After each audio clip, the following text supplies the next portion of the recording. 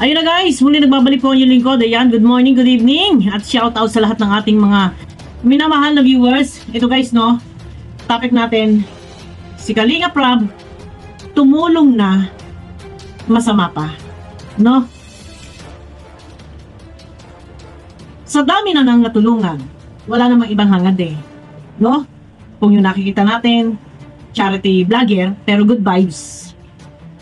Maganda nga po, lihis sa poverty porn na tinatawag. Ano po? Yung kanyang content sa ngayon, lihis po yan, nalilihis, hindi na po yan masasabing poverty porn. Bakit? No? Hindi po diyan sinasalamin yung kahirapan ng isang tao. Ano po? Kasi yung ginagawa ni Kalinga Prab ay good vibes. Ayan. Sa kabila ng lahat ng yan, unang-una, nagbibigay ng aliw sa mga minamahal na viewers. Ikalawa, kalakip yung pagtulong na nakaugalian na bilang charity vlogger. Pagtulong magpabahay. Lahat ng na-vlog ni Kalinga Prab ay pinabahayan. Hindi lang bahay, pera, kagamitan, pagkain, pati may sakit. Nandiyan po, no, hagi po yan. Ipinapagamot ni Kalinga Prab. Pero sa kabila ng lahat ng kanyang ginawa, bakit lumalabas masama pa rin? Para bang lumalabas na walang nagawang mabuti? Ano po? Bakit ganon? Lumalabas na ang lagi sumbat, yumaman. Ang tinulungan, mahirap pa rin. Yun yung lagi sinasabi. Napabahayan na eh. Maayos na yung katatayuan eh. No? Bukod pa, sa mga pabahay na yan, kada vlog, kung meron mga yung kagaya ng love team, kada shooting, merong talent fee, 6,000 pesos. Masama pa ba yun? Ako lang yung nagtataka. Bakit merong mga tao sa lungat? Anong utak meron sila? Kahit pamukhaan harap-harapan, nanonood sila, nakikita nila, alam nila, yun ay pagtulong, nagpapabahay. Kita-kita naman ng ating dalawang mata, saksi naman ang lahat. Bakit po masama pa rin? Anong klaseng utak, pag-iisip yung mga taong sumasalungat? Sila po ba ay normal pa? Normal pa ba ang kaisipan nila? Ano po sa palagay ninyo? Parang sa palagay ko parang may mga sira na po sa pag-iisip eh. Hindi na po normal yung ginagawa nila. Kasi imposible hindi po nila alam kung ano yung buong katotohanan, kung ano yung nagawang kabutihan ni Kalinga Prab, ni Kuya Bat. Bakit inililihis nila? Mahirap po kasi, alam sa totoo lang, may mga tao na talagang asahan po natin, no? Kumbaga, may mga tao na talagang gusto hilahin pababa yung isang taong naando na sa rurok ng tagumpay, naando na sa tugatog ng tagumpay. Asahan nyo po, kapag mayroong mga tao na umaangat, lalo na yung channel, talagang hindi bumababa yung views. Expected na po natin yan. Mayroong tao na hihila sa iyo paibaba. Yan po ay isa sa ugali ng mga Pinoy. Ngayon tao, ayaw nakikitang angat. No? Pilit at pilit nagagawa ng issue para sa ikasisira nung isang tao. Kagaya ni Kuya Bal, ni Kalinga Prab. Yan yung sakit ng Pinoy na hindi mawawala. Pero ang tanong, sila ba kaya ay magtatagumpay? Meron po kasi kasabihan na ang taong ibinababa ay siyang iniaangat. Naniniwala po ba kayo? Yung taong ibinababa, idinadown, sinisira, no? Asahan niyo po, mas lalong iniaangat. Para sa akin siguro mas maganda kung wag na lang magsalita si Kalinga Prab, dahil kung meron man na pwedeng paliwanagan kung meron man na dapat sagutin, hindi niya kailangan sumagot. Eto guys, no, wala siya dapat ipaliwanag doon sa tao na yung utak kakaperanggot. Yung mga basher, hindi mo kailangan. Hindi niya kailangan paliwanagan. Hayaan natin. hayaan natin. Majority, mas marami ang pumapanig at sumusuporta, nagmamahal sa Kalingap, lalo na kay Kuya Bal at kay Kalingap Rab. Dito, sa pagbanat-banat po ng mga, yung tatlong bugok, ha? Yung sa pagbanat-banat ng tatlong bugok, yung tatlong J, ito, dito ko nakikita guys, kung sino talaga, yung number one, na magmamalasakit, magtatanggol, nangunguna po dyan si Kuya Bal. Dito pagdating sa ganitong kagipitan, dito mo makikilala kung sino yung tao na talagang nandyan na magmamahal sa'yo, magtatanggol sa'yo. Siyempre, nandyan na din lahat ng mga viewers, no? Mga viewers na nagmamahal sa Kalingap. Yan, for support sila. Salamat sa lahat ng mga viewers na nagmamahal sa Kalingap, kay Kuya Bal, kay Kalingap Rab. Pero sa ganitong kagipitan guys, dito natin makikita kung sino yung tao talagang tunay na nagmamalasakit sa yung tinatawag na hirap at ginhawa o issue, negative or positive. Nandyan, handang saluhin yung balang tatama kay Kalingap Rab, tatama kay Kuya Bal. Dito mo makikilala yung ginagawa ng tatlong bugok, tatlong J. Alam niyo kung sino yan? Yung ginagawa nila kay Kalingap Rab, andito si Kuya Bal para dumepensa sa kanyang anak. Siyempre tatay yan eh. Pagtatanggol niya yan eh. Iset aside muna natin yan kasi tatay yan pagtatanggol talaga. Pero dito guys, shoutout po, no? Ito, mahantong tayo dito, hagip ito, no? Salamat pala muna sa mga viewers, sa mga sumusuporta na nandiyan na walang sawa, araw-gabi, na sumusuporta sa Kalingap. Ito guys, mahagip, no? Pati mga reactor dito. Shoutout sa mga reactor. Ito napapansin ko lang, minsan, ang daming reactor. Ang daming reactor. Sa intro, shoutout si Kalingap Rab, suportahan. Pagdating sa kagipitan, wala eh.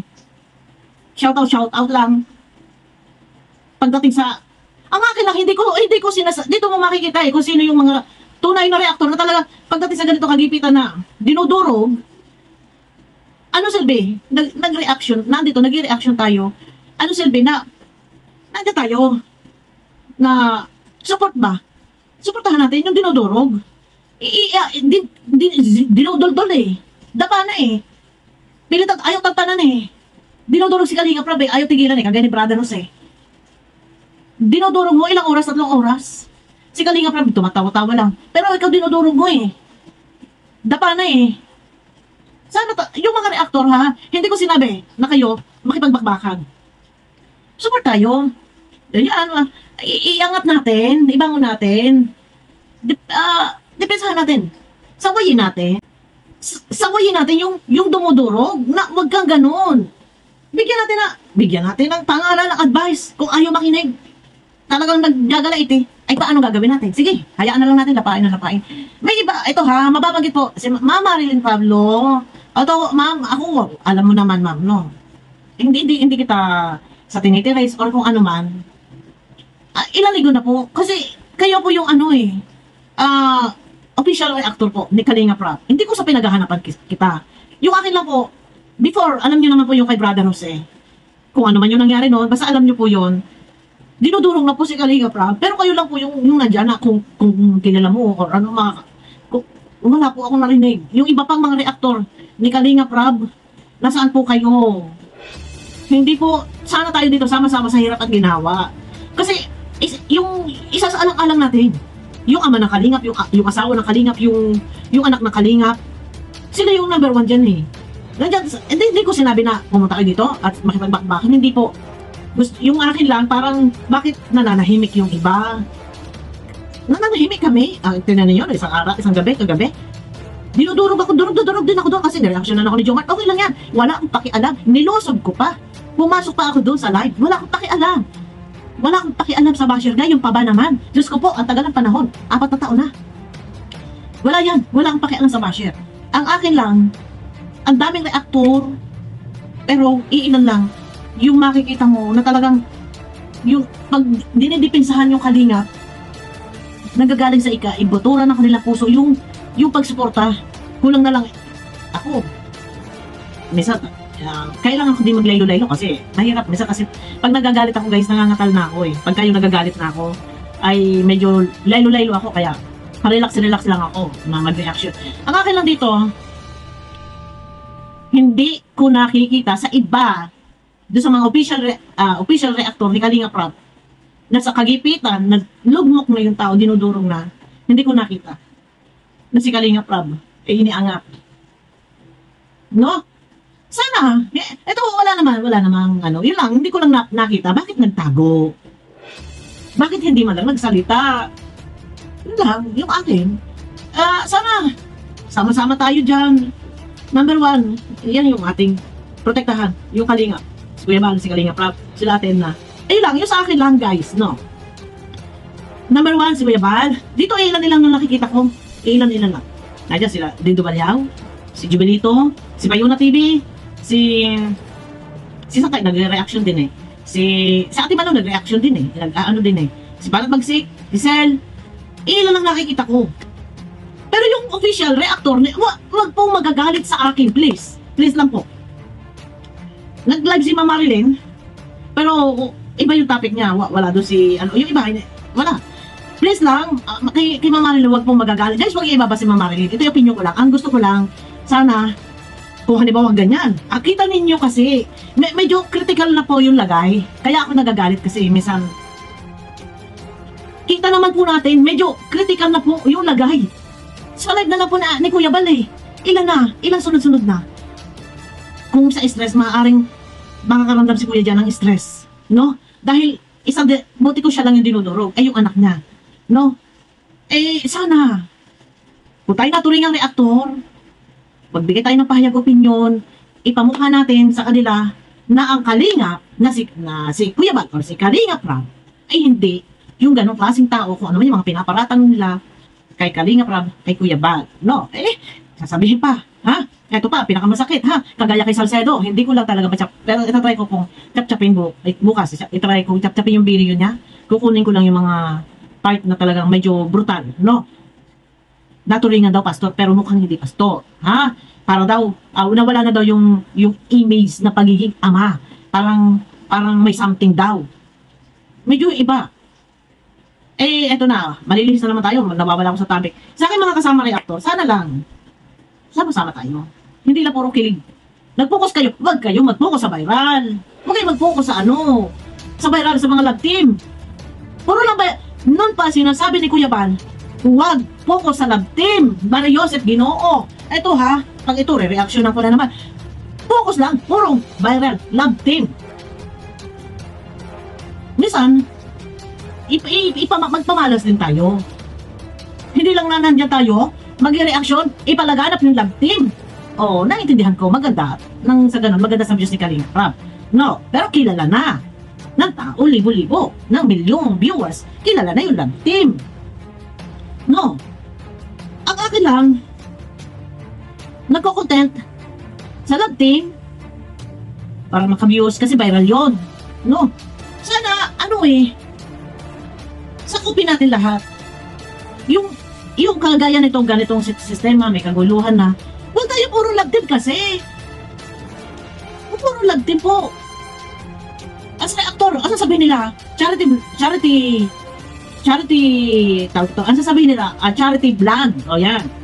Charity works, yung kanila, itong ginagawa, Ang sa akin lang, no? Maganda nga puro charity. Ang sabi ng iba, puro charity, bakit purong gulo, purong away? Yun nga po. Charity works po yung ginagawa nila pagtulong. Purong away. Bakit? Sino po ba nang-aaway? Hindi naman po Kalinga ang nang-aaway. Inaaway po yung Kalinga. Inaaway yung Kalinga. Siyempre, paano gagawin? Habang dinudurong, binabakbakan, sinasabihan ng balang subas. Sinasabihan ng naturingang pastor, pero kulto. Di ba? At paano pa gagawin? Iba naman, nagkinig-kinig. Yisip yan si Carla, si Joy. Ang noon pa po sinusulong ni Kuya Pa, huwag lang po sanang purong viral. Minsan, pag yung ating mga pinoprotektahan ay pilit at pilit ng winawasak ng mga demonyong nandyan, mga halang ang utak, sana nandyan tayo. Magsuporta ba? Kuya Balay, mag-isa doon. stress na, ha? Live na, live.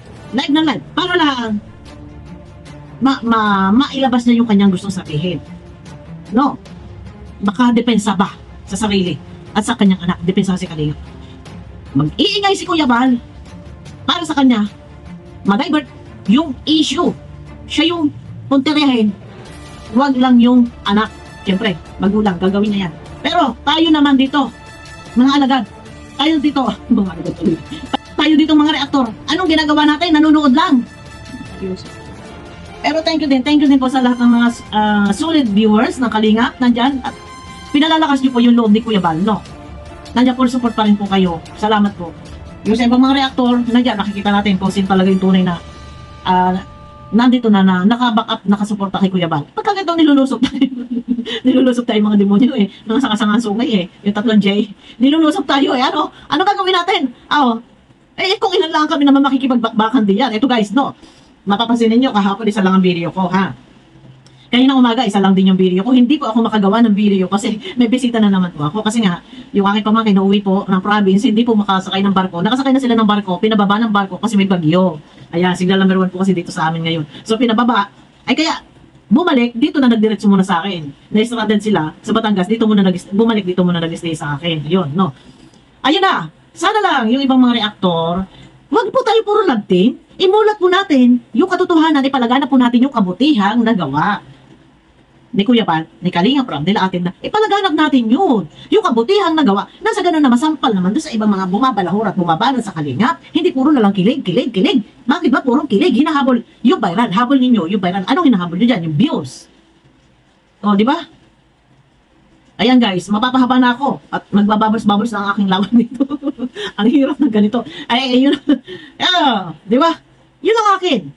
Pagka ganitong kagipitan ha, pagka mayroong mga ibang reaktor dyan, wala pa, sana kayo na dyan.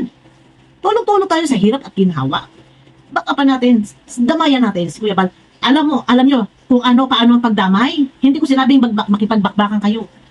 Damayan natin, imulat natin sa kanila kung ano yung kabutihang nagawa, ipakalat natin sa buong daigdig at isampal natin sa mga kalaban na ganito yung mga ginawa ng Kalingap ni Kuya Bal. Sinasabi nila na ang mahirap, ang tinulungan ay mahirap pa rin. Isa-isa nila eh. Binabalikan yung mga nakaraang mga na-vlog na eh. Ay, napabahaya naman na, nakatulong na, nasa gitna sa kagipitan, sa kagutuman, ano pa? Di ba? Tapos ngayon, tatambakan si kay Kalingap Prab. Kung di ba naman mga syunga, itong tatlong J na to, mga ano eh, palibhasa, mga views na lang din talaga yung habol nila. No, yun lang yung sa akin, guys. Maintindihan nila, malaman nila. Kasi kung nasubaybayan ninyo na meron kami nakaligtaan, kung kami man, halimbawa, kami mga nakikipaglaban dito, no? Sa tagal na panahon, 4 years, hindi ko na rin matandaan kung sino pa yung ibang mga natulungan. Maaaring nakaligtaan kung panoorin kay Kalinga Prab o kay Kuya Bal. Pero kung napanood naman ninyo, alam naman ninyo, doon kayo. Yun yung sabi nyo na si ganito. Ito, isang halimbawa, natulungan na si Kuya Bernie. Isang halimbawa, napabahaya na si Kuya Bernie. Binigyan ng 3,000 ba? 300 na puno ng pinya. Anong nangyari? Napagawa ng bahay. Nagkaroon ng pinyahan. Natulungan na sa pampuhunan, sa hanap buhay. Ano pa ba? Ngayon, hindi nakalago, namunga, hindi namalitaan, hindi man nakatikim ang Kalingap. Hindi nakatikim ang Kalingap. Ang tanong, problema pa rin ba ng Kalingap? Kung hindi, nagtagumpay si Bernie sa hanap buhay, nabigyan na ng puhunan. Diyos ko, Mariusep. Ay, giliw. Paano na? Di ba? Isang halimbawa, si Jennifer. Binigyan na ng puhunan para magtinda ng uling, ilang sakong uling. Ano nangyari? Ay, giliw. Pasisisi pa ang Kalingap. Yung sinasabi ko, Kalingap pa rin. Ang bandang huli masama. Alam naman nila. Kitang-kita naman sa dalawang mata nila. Hindi naman sila mga duling, no? Ayun na guys, abangan nyo ako sa aking next video po. Kita-kita po tayo sa aking next video. Yan, namubulog. Abangan nyo po ako sa aking next video guys. Pakiclick naman po guys ng thumbs up. Ayan, para swak po sa palasa ng YouTube. At mega love shoutout po sa inyo lahat. Ayan guys, kita-kita tayo sa aking next video. Bye-bye!